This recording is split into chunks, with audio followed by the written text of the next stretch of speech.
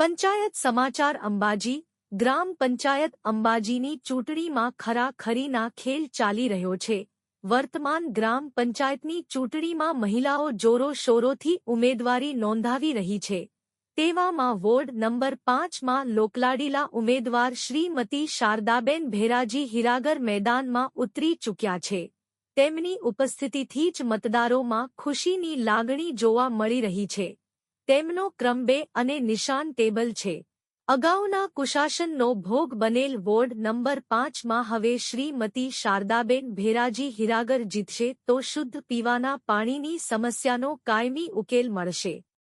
વોર્ડમાં જે ઠેર ઠેર કચરાના ઢગલા જોવા મળે છે ત્યાં નિયમિત સાફ સફાઈ થશે।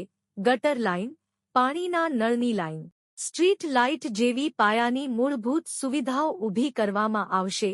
માનનીય વડાપ્રધાન શ્રી નરેન્દ્રભાઈ મોદીના મહિલા સશક્તિકરણના અભિયાનને આગળ વધારી મહિલાઓના હિતલક્ષી કાર્યો થશે।